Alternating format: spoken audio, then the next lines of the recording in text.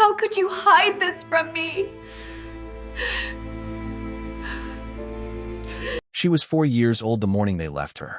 4 years old, in a wheelchair too big for her small body, wearing a hospital bracelet on her left wrist with a single name written in faded blue ink. Not a last name, just a first name, just Grace. No one who worked the early shift at the Millbrook State Children's Facility in the rural downstate region had ever seen anything quite like it. A child, alone, on the rear service entrance steps in the gray light of an April morning, with a folded note tucked underneath the bracelet. The note said 4 words. 4 words that someone had clearly taken the time to write carefully, in a steady hand, as though they had practiced. She needs more than I can give her. No name on the note. No return address. No explanation. No one ever came forward to claim those words. And Grace spent the next 27 years not knowing they had ever been written. Before we go any further, we want to hear from you. Drop a comment right now and let us know where you are watching from. We would love to hear from you, and don't forget to hit that subscribe button so you never miss any of our upcoming videos. Because the stories we tell on this channel are the ones that stay with you. And this one, I promise you, is going to stay with you for a very long time. Now let us go back to that April morning. Because what happened on those steps at the Millbrook facility in the spring of 1994 was not an accident. And it was not an act of desperation by someone who had simply run out of options. It was the end of a plan, a very carefully made plan, one that had been in motion for 5 years before Grace was ever born. And the man at the center of that plan was, at that very moment, somewhere across the state, preparing for a fundraising dinner that would help him win his first state Senate seat. His name was Harlan Merritt.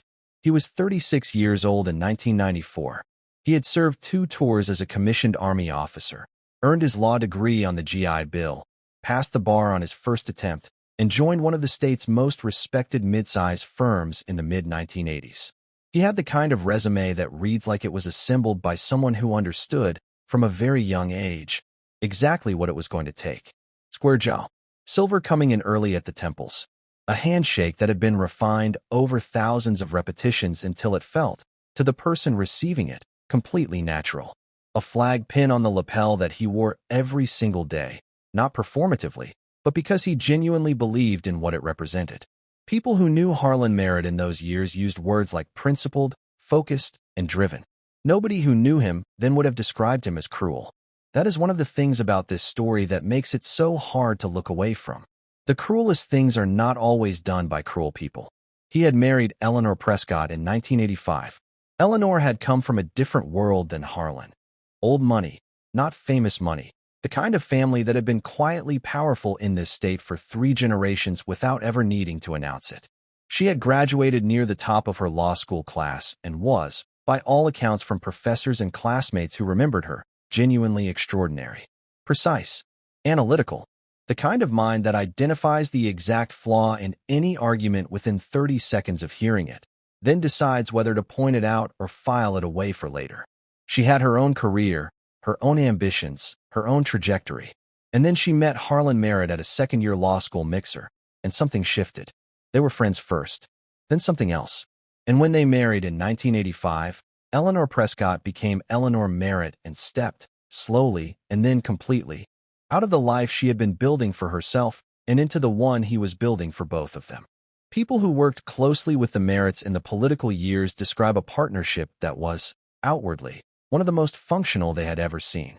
Eleanor ran the household, managed the campaigns, shaped the image, handled the staff, and raised their 3 sons, Robert, James, and Thomas, with the same precision she applied to everything else. She was warm, in a measured way. She was never unkind. She was present at every event, beside Harlan at every critical moment, composed in every photograph across 3 decades of public life. But the people who were closest to the inner machinery of the Merritt operation, the aides who stayed longest, the advisors who saw things the cameras did not, they all described, independently of one another, the same quality in Eleanor.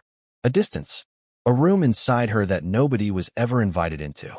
Not the staff, not her friends, not, as far as anyone could tell, even Harlan. What was in that room, it turned out, was a secret that Eleanor had been carrying since 1989. In the fall of 1988, Harlan Merritt was 30 years old, ambitious, married 3 years, father of one son, and making a very bad decision. Her name was Sandra Collier. She was 26, a registered nurse, working at a hospital in the western part of the state where Harlan had grown up and still had family. They met at a community event, the kind of casual, crowded gathering that political hopefuls attend because you never know who is in the room. Sandra was not looking for anything complicated. She was not a strategist. She was not calculating angles. Every person who knew her then, and every person who knows her now, describes the same woman: warm, hard-working, direct, and completely unsuited for the world she had inadvertently stepped into. She fell for Harlan Merritt the way people fall for charismatic, driven, unavailable men, gradually, then completely, and at enormous cost to herself. And by the early spring of 1989, she was pregnant. When Sandra told Harlan, he did not react the way she had prepared herself for. He did not get angry. He did not deny it was his. He did not raise his voice or reach for his phone or do any of the things she had played out in her head during the weeks she had spent trying to find the right moment to tell him. He got very quiet, very still. He looked at her for a long time without speaking. And then he said, "We'll handle this." She asked him what that meant. He said it meant he would take care of everything, that she should not worry, that it would be fine. She told him, years later, under oath, in a sworn deposition that took 14 hours across 3 days, that she had believed him, that she had heard those words and chosen to believe them because she was 26 years old and she wanted to believe them. "We'll handle this" turned out to mean something very specific. It meant, "I will make this disappear. I will make you disappear. I will make this child disappear." And he almost succeeded. The man Harlan turned to was a private attorney named Raymond Voss, who had built a quiet reputation over 2 decades for what his firm's letterhead described as discreet family and estate matters, which was, in the language of expensive private legal practice, a way of saying, "I help powerful people make problems vanish before they become public record." Voss was methodical, well-connected, and entirely without sentiment when it came to his work. What investigators were eventually able to reconstruct from financial documents, medical records, and testimony from multiple sources was a framework that Voss engineered with considerable sophistication. Sandra Collier would continue the pregnancy away from any public record that could be connected to Harlan Merritt. Harlan would cover her expenses through payments structured to be untraceable to him directly. After the birth, the child would be placed into the state's foster system under a fabricated placement history, disconnected from any record that pointed back to the Merritt name. And then there was the settlement. Sandra Collier would receive a financial payment, not a small one by the standards of 1990. In exchange, she would sign a non-disclosure agreement drafted by Voss and described to her as standard in these arrangements, one that prohibited her, in perpetuity, from identifying or referencing Harlan Merritt publicly in connection with herself, her pregnancy, or her child. Sandra was 26 years old, alone, frightened, and about to give birth to a child she already knew she was going to lose. She had no attorney advising her. She had no one in her corner explaining what she was signing away. She signed it, and that signature would hold her silent for 31 years, not because she did not want to speak, but because she had been told clearly, through expensive legal language, that speaking would cost her more than silence. She would spend those 31 years watching Harlan Merritt rise, watching him give speeches about integrity, every single year of it, carrying what she knew. Now here is the part of this story that many people, when they first hear it, find the hardest to sit with. Eleanor Merritt knew. Not after the fact. Not years later. Not when investigators came knocking. Eleanor found out about Sandra Collier's pregnancy approximately 3 weeks after Harlan did. She found out about the arrangement, the full shape of it, the attorney, the settlement, the plan for the child, before it was finalized. And she did not stop it. Why? That is a question Eleanor herself has given more than one answer to across the years since this story became public. She has said she was afraid. She has said she believed it was the only way to protect her family, her sons, her marriage, the future she had already invested nearly a decade of her life in building. She has said, in one particularly devastating interview, that she was aware even then that her reasons were not good enough. She knew. She chose. And she has lived with that choice in the specific, corrosive way that people live with choices they cannot undo and cannot adequately explain. Sandra Collier gave birth on March 14, 1990. A girl. dark eyes. Everyone who was present in that room that day, in every account they ever gave, came back to those eyes. Dark and serious, looking up from the first moment with an expression that one nurse described as startling in a newborn. Like she was already paying attention, the nurse said. Like she was already trying to understand what was happening around her. Sandra held her daughter for approximately 2 hours. She talked to her. She told her she was sorry. She told her someone would come. She genuinely believed someone would come, that the system would do what systems were supposed to do, that somewhere in the bureaucratic machinery of the state, someone would look at this child and see her and make sure she was found by the right people. Then Raymond Voss appeared in the doorway of the hospital room, and Sandra handed her daughter over, and the 2 hours ended, and the 31 years began. The child spent the next 4 years in a series of temporary foster placements, 3 of them, each lasting between 12 and 24 months. The documentation for those placements was, according to every investigator who later reviewed the case, unusual, sparse in ways that were too consistent to be accidental. Key records were missing. Placement notes were incomplete or absent. The intake documentation from the original placement, which should have included at minimum the source of the placement and any available background on the child, had gaps that looked to the investigators who later reviewed them not like bureaucratic sloppiness, but like deliberate removal. Somebody had been careful. Somebody who understood exactly how state record-keeping systems worked and where the vulnerabilities were. Somebody who had access to those records in the years after the placement and had used that access to make them harder to trace backward. The footprints were old, but they were visible, and they pointed in a very specific direction. Grace had been born with spastic diplegia, a form of cerebral palsy that primarily affects the lower limbs. She would need a wheelchair for most activities, ongoing physical therapy, and significant long-term care. She would require resources and attention and patience and consistency. Exactly the things that the state institution system of the early 1990s was least equipped to provide. The Millbrook State Children's Facility was not a cruel place. That needs to be said clearly, because the people who worked there across the years of Grace's childhood were, for the most part, dedicated public servants doing hard work in a building that was never given enough money, enough staff, or enough public attention to do that work well. It was a place shaped by bureaucracy and budget constraints and the specific bleakness of an institution that had simply been given children to manage without ever being given the resources to truly care for them. Grace grew up inside that bleakness, and she grew up, against every reasonable expectation, intact. The staff who knew Grace across her childhood years described someone who was remarkable in ways that had nothing to do with her disability and everything to do with her character. She was quiet in a way that was not passivity but precision. She said what she meant and nothing more, as though she had understood early that words were among the few things in her world she actually controlled. She was a reader, voraciously, from the moment she could manage chapter books on her own. She had an analytical quality that her teachers inside the facility found striking, the ability to sit with a problem, turn it over, examine it from multiple angles before offering a conclusion. She was patient in a way that no child should have to be patient. But she was also, every staff member who knew her noted, always watching the entrance hall on visiting Sundays.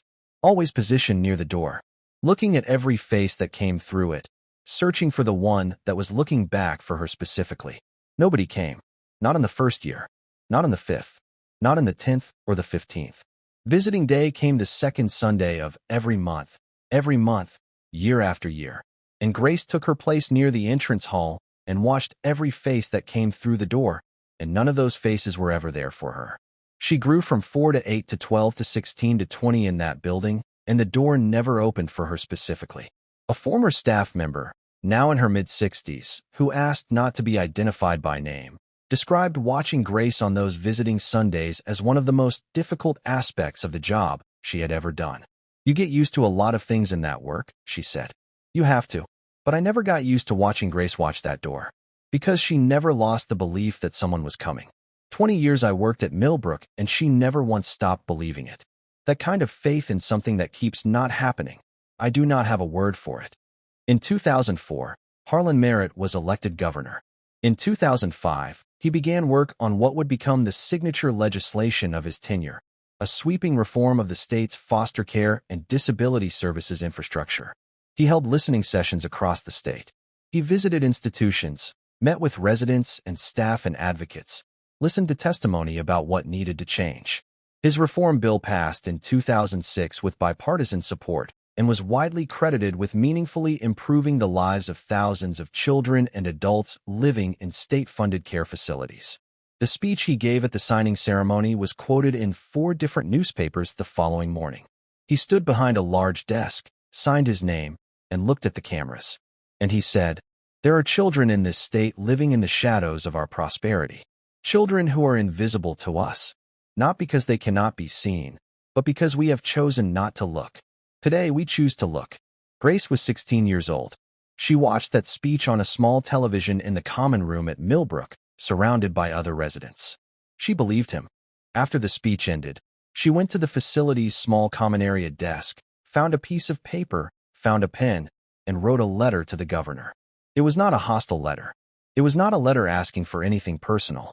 It was a careful, earnest, specific letter from a 16-year-old girl who had spent her entire life inside the system that this man had just promised to fix.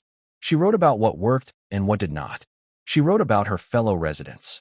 She wrote about the things she had observed across a lifetime of living inside an institution. She signed it with her first name, just Grace, because she still had no last name.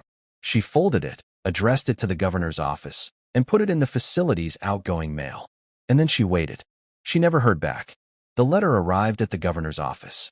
It was received, sorted, and logged as constituent mail. And then it disappeared into a process that had nothing to do with random bureaucratic indifference. That letter reached the hands of someone who recognized exactly what it was and made it vanish. Eleanor Merritt, in the years of Harlan's governorship, had built a public role for herself that was, by all external accounts, the model of a political spouse operating at the highest level. She chaired the state's literacy initiative. She was a fixture at hospital fundraisers, at education reform conferences, at every ribbon cutting that required a gracious representative of the administration. She had become, in the way that spouses of long-serving governors sometimes do, a public figure in her own right, respected, admired, and known for a particular quality that people referenced constantly when they described her. Her poise, her composure, her ability to walk into any room, at any level of tension or difficulty, and conduct herself with complete and unshakable control. What nobody around her understood, in those years, was the cost of that composure, what it had been built on top of, what it was holding together. Eleanor Merritt had been carrying a weight since 1989 that most people would have buckled under inside of a year. She had been carrying it for 17 years by the time Grace wrote that letter.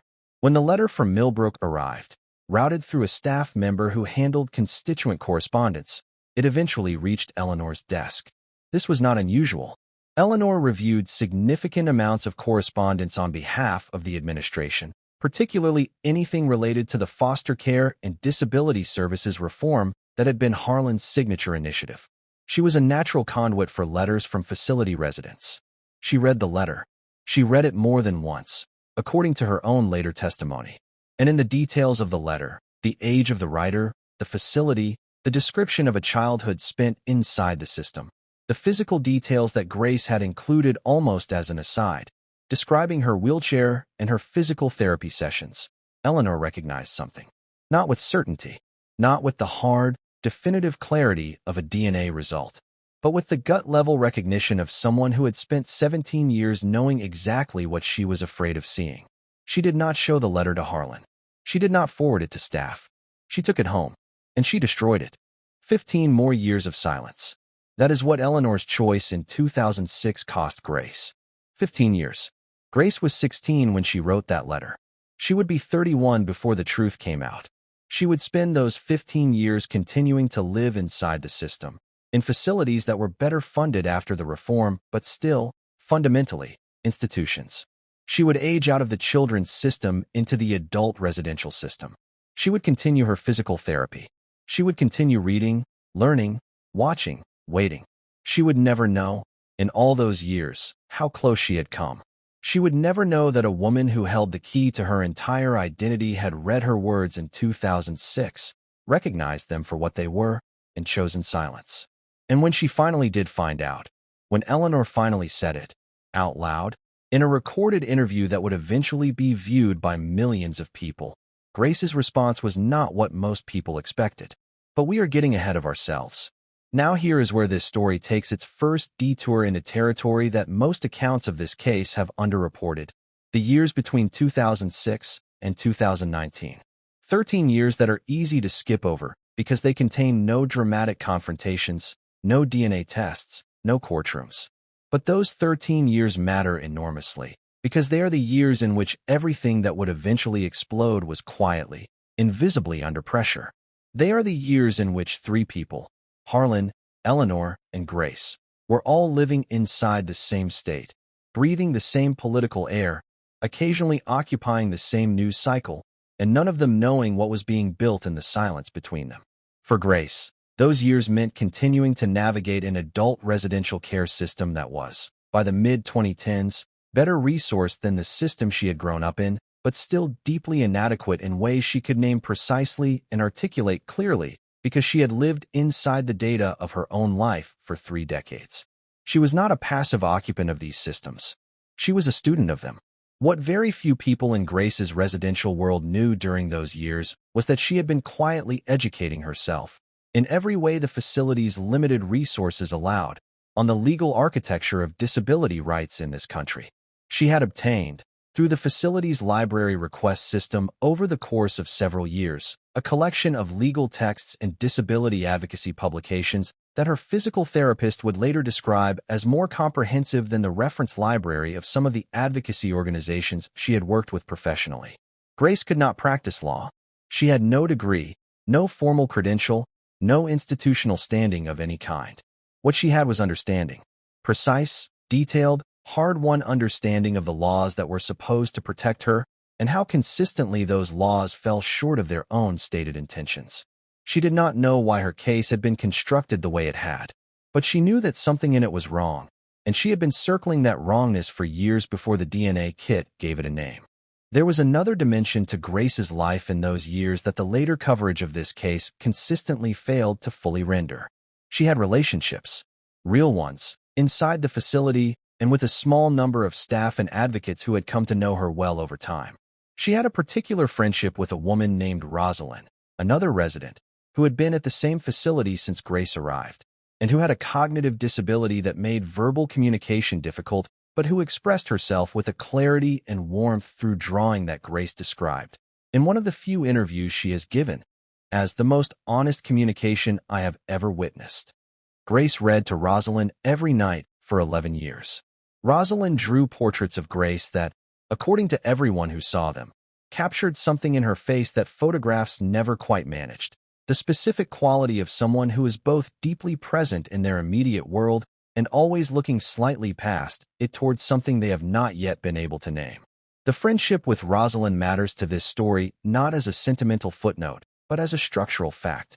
Because it was Rosalind's steady, uncomplicated presence in Grace's daily life that, according to Grace herself, made the 13 years between 2006 and 2019 survivable in a way they might not otherwise have been.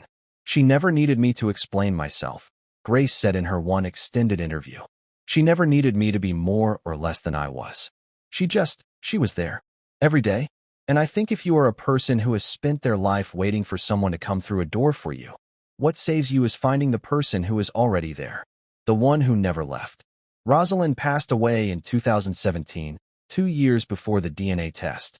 Grace placed a single flower beside her bed on the morning after. She asked the staff not to move it for 3 days. They did not. Now let us talk about something that the public coverage of this story almost entirely missed in its focus on the Merritt family's drama. Something that, when you understand it, reframes the entire case in a way that is far more disturbing than the personal scandal at its center. In the years between 2006 and 2019, the state's disability services system, the one that Harlan Merritt had reformed, the one he had given speeches about, the one that had been credited as his greatest legislative legacy, was quietly, systematically underfunded by the very administration that came after his. Budget cuts across 3 consecutive fiscal years reduced staffing levels at facilities like the one Grace lived in by nearly 22%. Physical therapy availability dropped. Recreational programming was eliminated at 14 facilities statewide. An internal audit conducted in 2015 found that 41% of adult residential care residents had not received a formal case review in more than 2 years, a direct violation of the regulations Merritt's reform legislation had written into law. The reforms that were supposed to protect Grace were being dismantled while Grace was still living inside them. And here is the piece of information that, when investigators working on Grace's civil case encountered it, caused Diana Cross to sit very still at her desk for a long time before she said anything to anyone. Among the facilities that had received the deepest budget cuts in the 2015 and 2016 fiscal cycles was the specific facility where Grace was living. The cuts had been implemented through a line-item budget process that, on paper, looked like routine fiscal management. But when Diana Cross's team mapped the cuts against the facilities that had been flagged in that 2015 internal audit as most severely out of compliance with Merritt's own reform regulations, the overlap was striking. The facilities that needed the most resources were among the ones that got the least. And the funding decisions had been made, in part, by a budget committee that included a senior aide who had worked for the Merritt administration before transitioning to the new one. The connection was never proven to be intentional, but it was never adequately explained, either.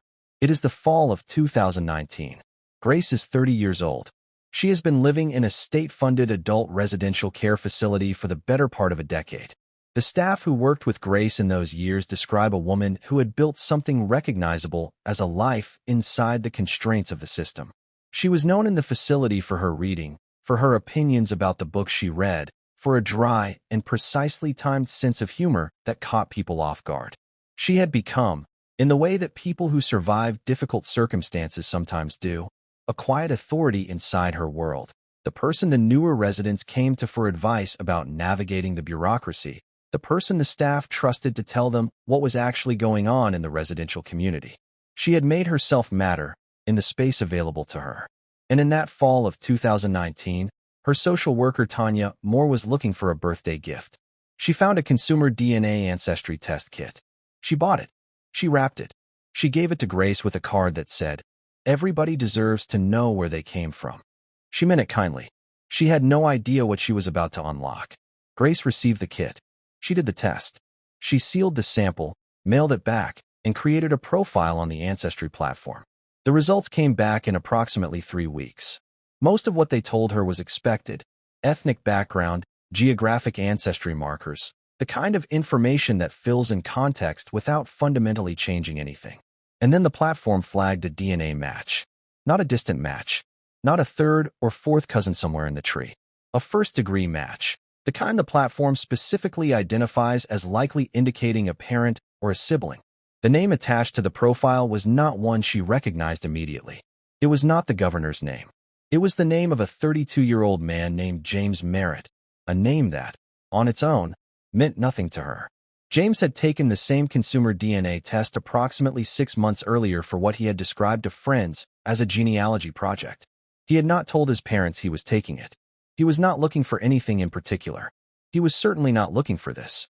Grace looked at the name James Merritt for a long time. Then she searched it. She found him on social media, a professional-looking man in his early 30s, well documented across a typical range of professional and social photographs. And then, in the image background of one photograph taken at what appeared to be a family event, she saw the man standing beside him.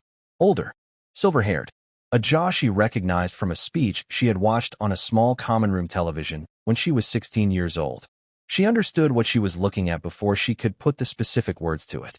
She sat in front of the shared computer in the facility's common area for so long that the screensaver came on. She moved the mouse. The screen came back. James Merritt's name was still there. And behind it, the DNA result was still there. First-degree match. 99.9%. She had just found her brother, which meant she had just found her father. And her father was the governor. The first call Grace made was to Tanya Moore, who arrived at the facility at 7 o'clock the following morning.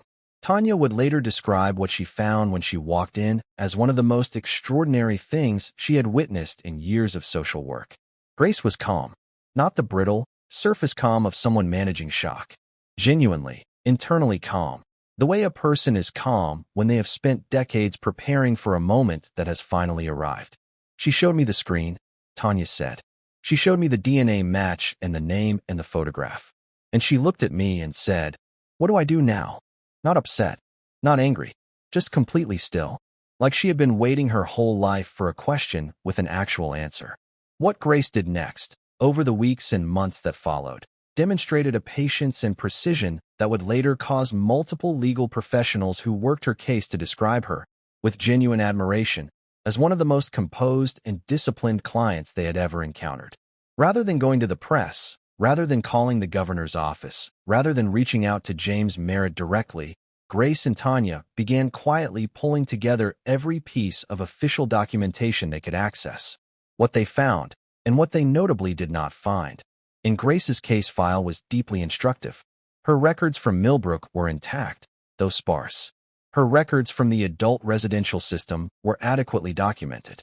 But the records from before Millbrook, from the 4 years of temporary placements between 1990 and 1994, were fragmentary in ways that no legitimate record-keeping process could explain. Key documents were missing. Placement notes were incomplete or absent. The intake documentation from the original placement had gaps that looked not like bureaucratic sloppiness, but like deliberate removal. Somebody had been careful. Somebody who understood exactly how state record-keeping systems worked. The footprints were old, but they were visible, and they pointed in a very specific direction. Now here is something that was not widely reported at the time, but which investigators who worked inside this case considered one of the most significant discoveries in the entire pre-legal phase. While Tanya was helping Grace pull together her official records in late 2019 and early 2020, Grace began her own parallel process. Methodical, careful, conducted on the shared computer in the facility during the late evening hours when the common room was mostly empty. She started requesting, through the facility's formal records access procedure, every document related to her physical therapy history. Not because she expected to find anything connecting to the Merritt family, she did not, but because her physical therapy records were among the most consistently documented aspect of her case file, and she wanted to understand the full history of her care to build the most complete picture possible of her time in the system. What she found inside those therapy records was not what she was looking for, but it was something. Buried within a therapy progress report from 2002, when Grace was 12 years old, was a notation that had been added by a visiting specialist, a pediatric neurologist who had been brought in to assess several residents of the facility as part of a one-time grant-funded evaluation. The notation read, in the dry language of medical documentation, patient's condition consistent with genetic origin. Recommend full family medical history review for accurate long-term treatment planning. No family history on file. 12 years old.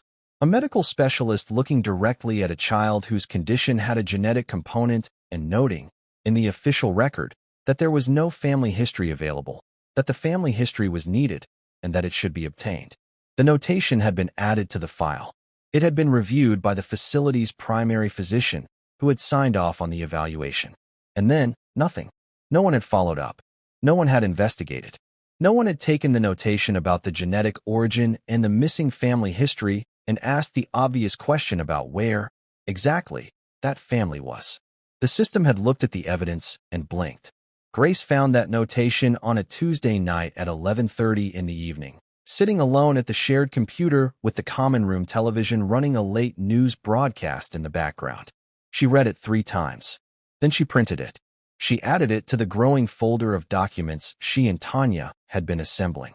And she sat quietly for a very long time in the near-empty room, with the television light flickering and the notification from the DNA platform still open in the browser tab above the therapy record, and she understood something that she would not articulate to Tanya until the following morning. The system had always known something was wrong. The evidence had always been there, inside her own medical file, inside records that had been reviewed and signed and filed and forgotten by people who had never been asked to connect the dots. And for 29 years, nobody had connected them. Not because the dots were invisible, but because nobody had been required to look. Grace eventually found her attorney through a legal aid organization that specialized in cases involving systemic failures in state institutions. Her name was Diana Cross, 58 years old. 30 years of civil rights and public interest law. The specific manner of a woman who had seen so many variations on institutional failure, on the deliberate erasure of poor and vulnerable people from official record, that she was genuinely difficult to shock. Diana Cross later told journalists that when she first reviewed Grace's file, she sat with it for a long time before she said anything to anyone. "I've seen cover-ups," she said. "I've seen negligence on a scale that would make your hair stand up. But this was different. The precision of it, the longevity, the resources it required to maintain for nearly 30 years. The specific way the records had been handled. This was not an accident. This was not bureaucratic failure. This was construction. Someone had built something, and they had built it to last." Diana Cross filed for a court-ordered forensic DNA paternity test in the fall of 2020. Within 48 hours, a law firm representing the Merritt family was already in court fighting to block it. The legal battle over the DNA order took 3 months and 2 separate court challenges to resolve. Both challenges were denied. The court-ordered forensic test went forward in November 2020. But while that battle was being waged in conference rooms and courtrooms, something else was happening that would prove equally significant to the outcome of the case. Diana Cross's investigative team, working the case in parallel with the legal filings, had begun the painstaking process of reconstructing the financial trail from 1989 and 1990. And here is what they found, in a discovery that Cross later described as the moment she understood the full scope of what she was dealing with. The payments made to Sandra Collier had been routed through a series of financial instruments designed to obscure their origin. A corporate account, a trust, a secondary trust, for separate transactions over 8 months, each below the reporting threshold. The kind of financial architecture that requires both legal expertise and institutional knowledge to construct. The kind that Raymond Voss could have built, but also the kind that required someone with access to accounts that were ultimately connected through several layers of insulation to Harlan Merritt's personal financial holdings. When Diana Cross's forensic accountant first presented the financial reconstruction to the team, she described the room going quiet in a way that felt different from ordinary professional focus. "We had suspected," Cross said later. But suspecting and seeing it traced out on paper, step by step, dollar by dollar, from his accounts to Sandra Collier's, through Voss, across 30 years, that is a different experience entirely. Because it means there was never a moment when this was an impulsive decision. Every step was chosen. Every payment was deliberate. This was not a man who panicked. This was a man who planned. The financial reconstruction became one of the most powerful exhibits in the civil case that followed, because it answered the question that Harlan's legal team had worked hardest to keep open. Did he know? The money said yes. The money had always said yes. And the money had left a record that 3 decades of careful management had not managed to erase. While all of this was unfolding in the legal proceedings, something was happening on the other side of the story that the cameras and journalists were not in position to capture. James Merritt, the 32-year-old whose DNA profile had inadvertently triggered the entire unraveling, was living through what he would later describe in the only extended interview in the governor's mansion. As he had attended a prestigious university, everything he thought he understood about his own family, every aspect of his upbringing, that his family was what it appeared to be, stable, accomplished, principled, built on a foundation of hard work and shared values. His father had given him, and his brothers, a version of their family history that was detailed and coherent and, as it turned out, carefully edited.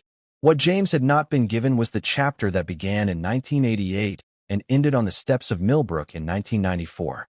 He had been raised on a story with a hole in it so large you could fit a human being through it. And it turned out you could, and someone had. James found out the preliminary facts on a Thursday afternoon in November 2020 when Diana Cross's office contacted the Merritt family attorneys with the initial DNA match information. He was in his office. His assistant came in and told him his father's legal team was on the phone and it was urgent. He took the call. He listened. He sat for a while after the call ended without doing anything visible. And then he drove to his parents' house, the private residence Harlan and Eleanor maintained outside the Capitol, and he knocked on the door. Eleanor answered. He looked at her for a long time, and he asked her, simply and directly, "Is it true?" Eleanor looked at him for just as long, and then she said, with a quietness that he told the interviewer felt like the sound of something finally putting down a weight it had been carrying for years, "Yes." She did not say anything else. She stepped aside and let him in. And whatever conversation happened inside that house between Eleanor Merritt and her son James on that Thursday afternoon in November 2020 has never been fully described publicly by either of them.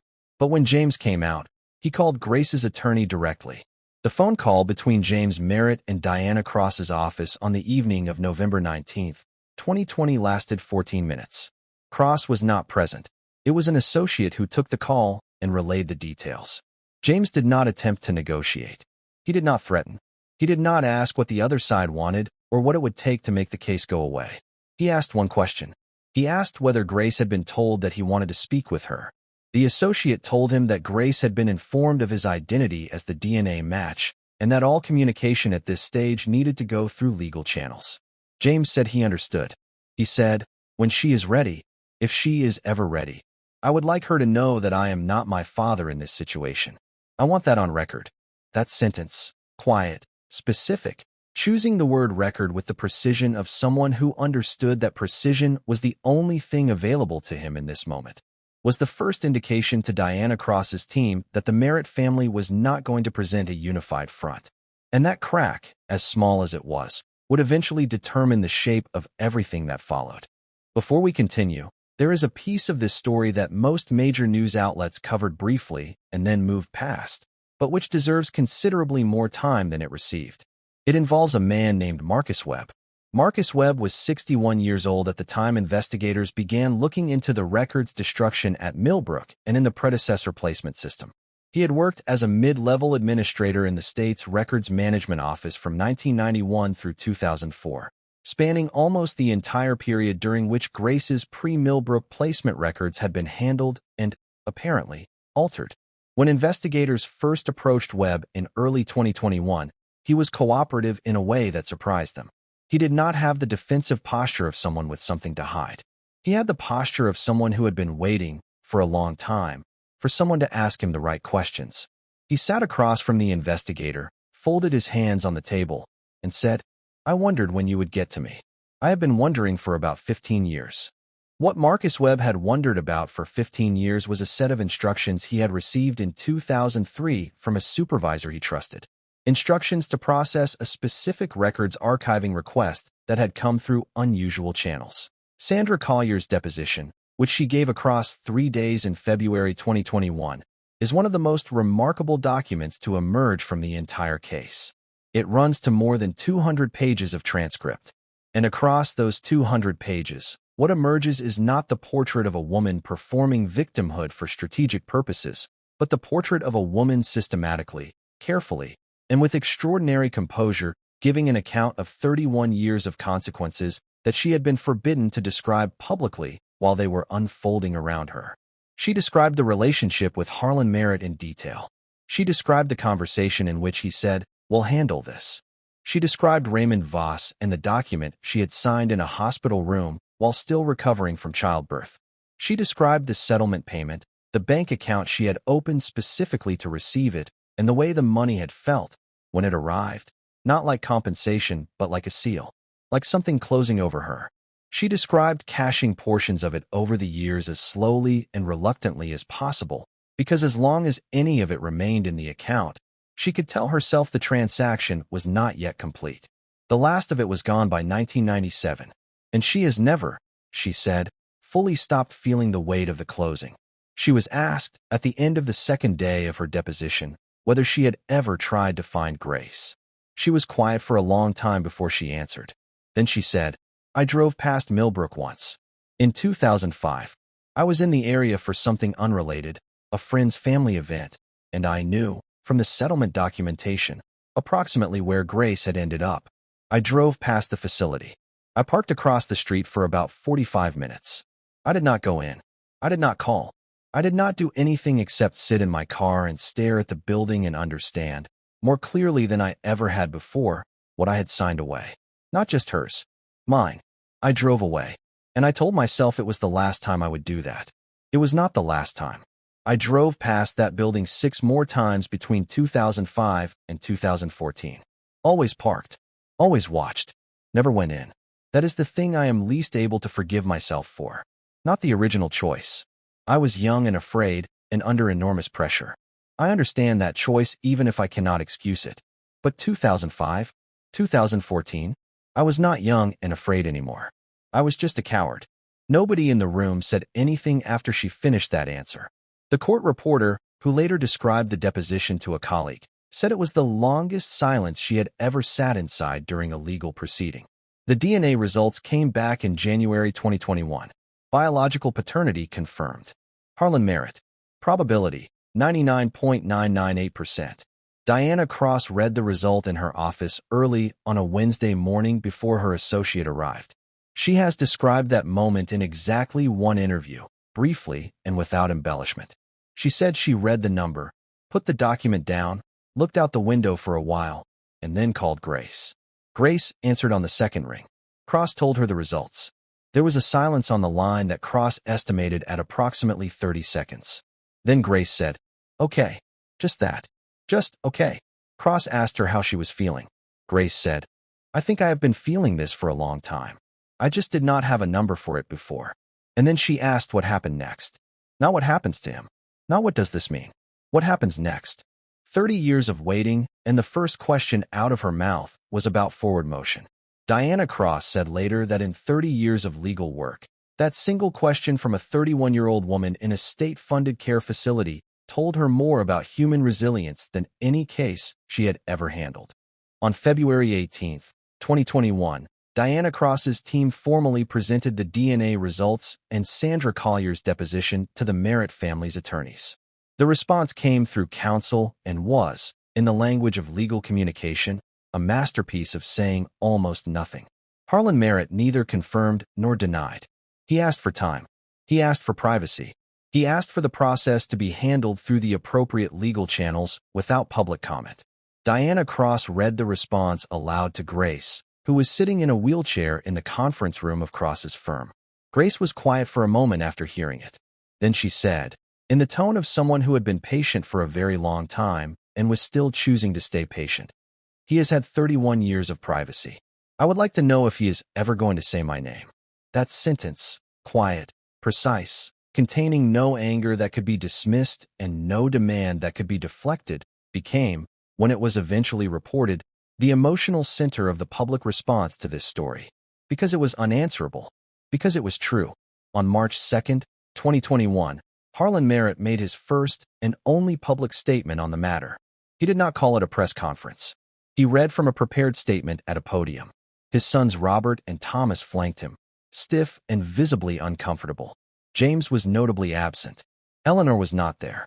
The statement acknowledged, in language so precisely constructed that it acknowledged almost nothing, that he had been made aware of a situation from many years ago involving a personal matter, and that he intended to address the matter privately with all parties involved with the full guidance of legal counsel.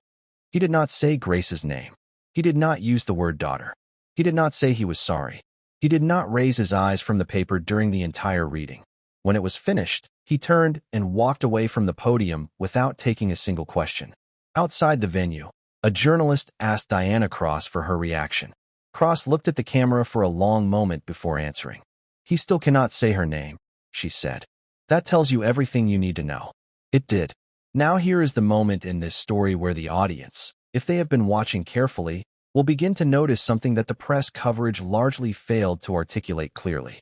In all the time between the DNA result being confirmed in January 2021 and Harlan Merritt's statement in March 2021, a period of approximately 6 weeks, James Merritt had been doing something that nobody else in his family was doing.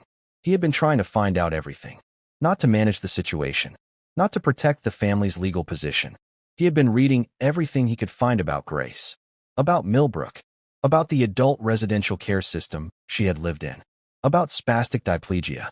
About the specific physical therapy protocols for the condition and what the research said about outcomes for people who receive consistent, high-quality care early versus people who receive the institutional minimum. He had been, in other words, doing what a brother does when he finds out he has a sister, trying to understand her world. And the more he understood it, the worse it got. Because James Merritt was an educated man with resources and access and the ability to research his way into the data. And the data about what Grace's life had looked like, at a facility level and a system level, Over 31 years was not data that left room for comfort. James Merritt had one meeting with his father before Harlan's March 2021 public statement. The details of that meeting have been described only in broad outline by James in his one public interview. He said he went to his father and asked him directly, without attorneys present, to explain what had happened. Not what the legal situation was. What had happened to Grace. Harlan, by James's account, gave him the response that powerful men give when they have spent decades constructing a partition between their actions and their conscience. He contextualized. He minimized.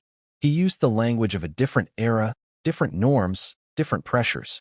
He said that decisions had been made in a time that was not this time, in a context that was not this context, and that he had to believe, throughout his career, that the system had provided for the child's needs adequately.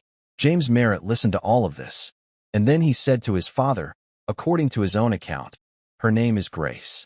She has been in the system your administration funded for 31 years. And you just described her as the child's needs. She is your daughter. Say her name." Harlan Merritt said nothing, and James walked out. In April 2021, Eleanor gave her interview. Not a television interview, not a podcast, a long-form sit-down with a print journalist, recorded, for a piece that ran to more than 14,000 words. She chose print deliberately. She said later that she needed the words to be exact, not edited for broadcast time or clipped for social media. She needed to say things that could not be summarized into a headline without losing what she meant. The interview was published on a Thursday morning. By Friday afternoon, it had been read more than 8 million times. Because Eleanor Merritt did not do what people expected her to do. She did not defend her husband. She did not reach for victimhood.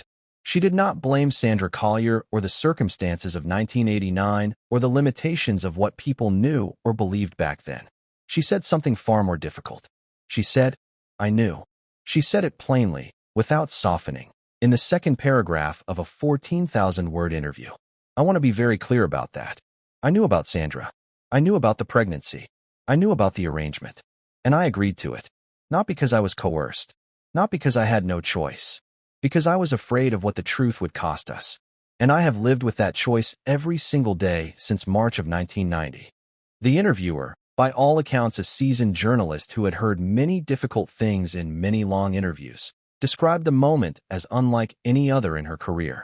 Eleanor was composed. She had been composed, externally, for 31 years. But she was choosing, in this interview, to let the composure show its seams, to let people see what it had been costing, what it had been built to hold. She went on to describe her role in the arrangement without minimizing any part of it. She described her knowledge of Grace's existence across the years. She described the specific moment in the fall of 2006 when Grace's letter arrived at the governor's office and eventually came to Eleanor's desk. She said she read it more than once. She said she recognized what she was reading not as a fact, but as a physical sensation. Her hands shaking. The specific cold that comes not from temperature, but from recognition of the thing you have spent years preparing to face. She said, "I knew what I was reading. I did not know it the way you know a fact. I knew it the way you know something you have been afraid of for 17 years. In your body.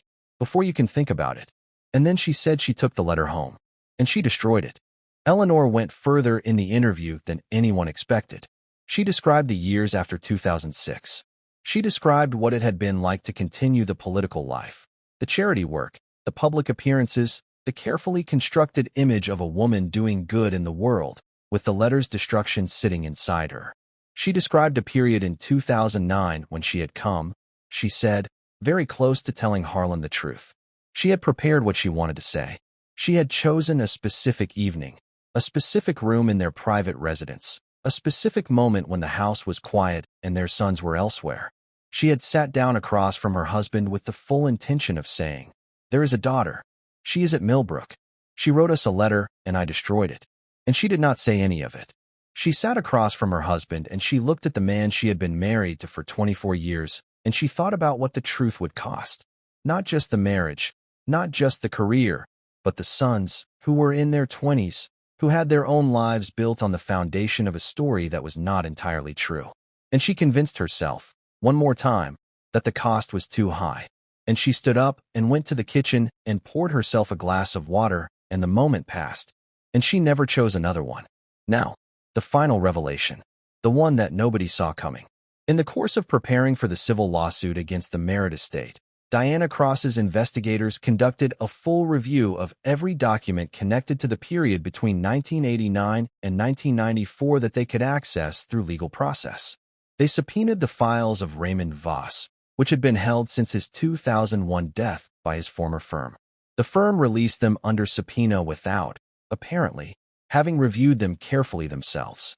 Inside a folder misfiled under the label Collier Estate Correspondence, a label that had been chosen, someone had clearly decided, because it was the last thing anyone would go looking for. There were 4 letters. Handwritten, on Governor's Mansion stationery, dated between 1998 and 2002. Addressed to Grace, by name, at her facility address. The letters were not from Harlan. The handwriting analysis was conducted by 2 independent forensic document examiners, each working without knowledge of the other's findings, and both reached the same conclusion within the same margin of certainty. The letters had been written by Eleanor Merritt. Eleanor, who had agreed to the arrangement in 1989. Eleanor, who had burned Grace's letter in a fireplace in 2006. Eleanor, who had maintained 31 years of public composure over a secret that had been eating her alive since before Grace was born. Between 1998 and 2002, Eleanor Merritt had been writing secret letters to Grace. The letters described watching from a distance, watching the facility in news coverage, watching mentions of state residential programs and briefings about Harlan's reform work, without ever making specific contact. They expressed regret without identifying its source. They used language that danced around a truth that could not be stated without destroying everything. They asked for forgiveness from someone who did not know she was being asked for it. All 4 letters were found in a dead attorney's misfiled folder. Not one of them had ever been sent. When Diana Cross's team confronted Eleanor with the letters, she did not deny them. She looked at the copies laid out on the table in front of her and was silent for what the investigators present described as a very long time. Then she said, "I wrote them because I needed her to exist somewhere in my world, even in secret, even if she never knew. I wrote them because I could not look at my life otherwise." And for the first time in this case, in 31 years of silence and management and composure and legal language and prepared statements, Eleanor Merritt cried. Not theatrically, not in a way that performed grief for an audience. She cried the way people cry when they have finally stopped carrying something. The letters became, in the coverage that followed, the most widely discussed element of the entire case. More than the DNA result, more than Sandra's deposition, more than Harlan's non-statement at the podium. Because they contained something that the rest of the case didn't. They contained Eleanor's humanity, the part of her that had known, all along, exactly what she had done. The part that had been trying, in the only way it could find, to reach across 30 years of silence toward a child she had helped abandon. The civil case was settled in November 2022. The terms were not fully disclosed. Grace received a substantial financial settlement, a formal legal acknowledgement of biological paternity, and a written public apology signed by Harlan Merritt's attorneys on his behalf. He did not attend the settlement meeting. He submitted the signed apology through counsel. He has not made a public appearance since March 2021.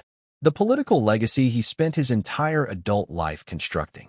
The 2 terms, the reform legislation, the carefully built image of a man of integrity, collapsed in the specific, irreversible way that legacies collapse when the foundation they were built on turns out to be something other than what they claimed. The speech about invisible children, the legislation about choosing to look, all of it now inseparable from the story of a child he had spent 30 years choosing not to see.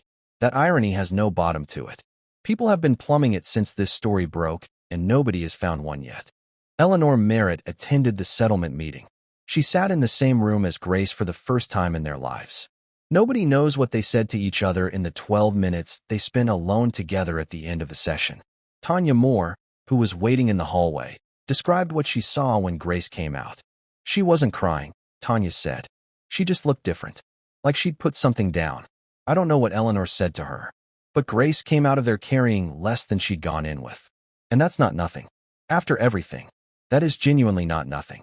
James Merritt, the son whose DNA test had inadvertently triggered the entire unraveling, has become, since the case became public, the one member of the Merritt family who has spoken directly and openly about Grace. He has given interviews describing the discovery as the most destabilizing experience of his life and simultaneously the one he is most grateful for. He has said, in the sentence that was quoted most widely, "She's my sister. She was always my sister. I just didn't know." He visits her. Robert Merritt issued a 3-sentence statement through a publicist and has not spoken publicly since. Thomas Merritt has said nothing. Sandra Collier did not attend any part of the legal proceedings. She had given her deposition, provided her DNA sample, and cooperated fully with investigators. After the settlement was announced, she sent Grace a letter, handwritten, private, the contents of which Grace has never disclosed to anyone. She has said only that she has read it many times and that she keeps it with her. Grace, as of the time this story was produced, still lives in a care facility, a significantly better one, better funded, better staffed, closer to the services she needs, in a city with more of the infrastructure that her life requires. She has begun speaking publicly, carefully, on her own terms, about her experience. She does not describe herself as a victim. She does not describe herself as a symbol. She has said, "I'm not a political story. I'm not a tragedy. I'm a person who wanted to know where she came from. And now I know." That's a start. She still reads everything she can get her hands on. She still has a dry sense of humor that catches people off guard. She still has those eyes, dark, serious, paying attention, that everyone who has ever been in a room with her comes back to when they try to describe her. Still watching. After everything, still watching. Here is what this story is actually about, under all the DNA results and legal filings and prepared statements and settlement terms. It is about what happens when the mechanisms that are supposed to protect the most vulnerable people in a society are not just neglected but actively used against them. When the record system that should have kept Grace connected to her own identity was instead used to sever that connection and maintain the severance for nearly 3 decades. When the reform legislation that was supposed to make life better for children like her was written and signed and championed by the man who had arranged for her to be invisible in the first place. When the letter that should have reached its destination was instead burned in a fireplace by someone who recognized it, understood it, and could not bear the cost of what forwarding it would have required. None of these things happened by accident. All of them required choices.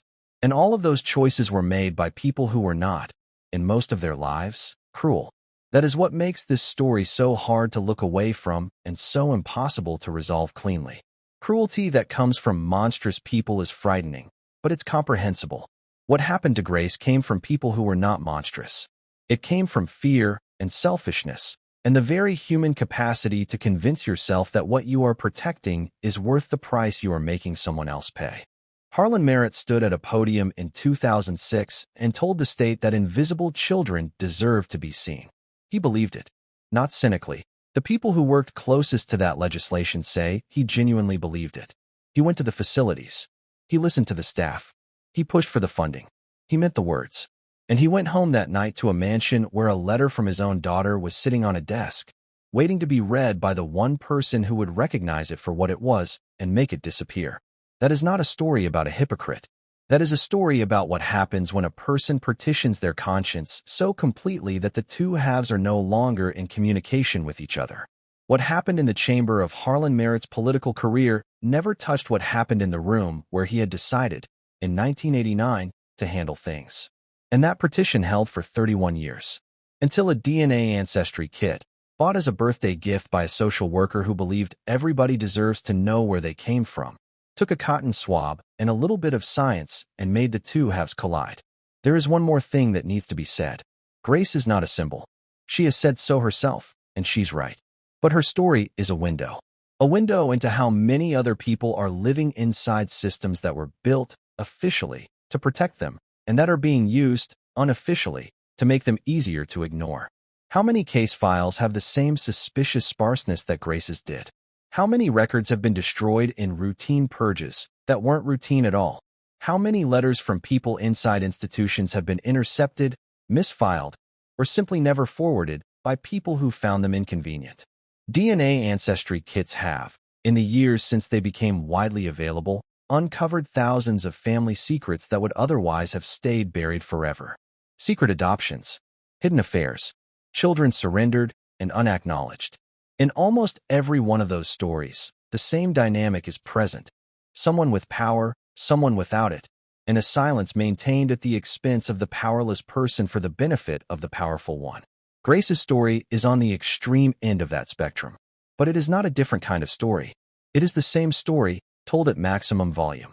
The question that this story leaves you with, the one that stays after the DNA results and the courtroom and the settlement and the 14,000-word interview, is not really about Harlan Merritt. It is not even really about Eleanor. It is about the door.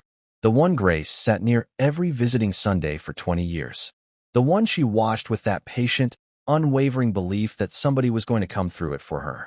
And the question is this: how many doors like that one are there, right now, in facilities like Millbrook, in adult residential programs like the ones Grace lived in institutions all over this country that we fund without visiting and reform without inspecting?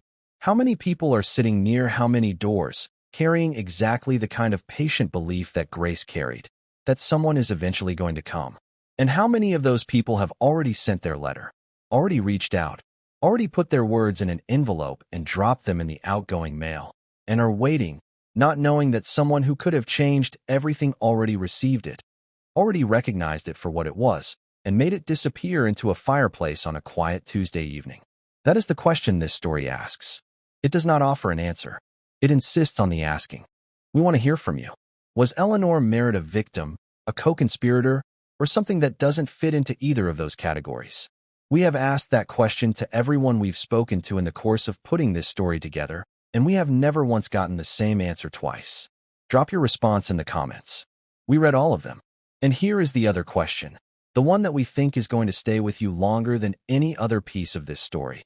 If you had been on Harlan Merritt's staff in 2006, and Grace's letter had crossed your desk, and you had read it, would you have recognized what it was? Would you have seen past the return address and the careful handwriting and the earnest words about reform and facilities and residents who needed more resources? Would you have seen the girl watching the door? Or would you have done exactly what every person in that system did for 31 years, every single time they encountered her? Would you have filed it and moved on? Leave your answer below, because we think the honesty of that answer tells you more about how this happened than any document or DNA result or sworn deposition ever could. And don't forget to subscribe, because the next story we're telling is one that shares this story's bones. Power, a secret, and one person who refused, after a very long time, to stay invisible. We will see you there.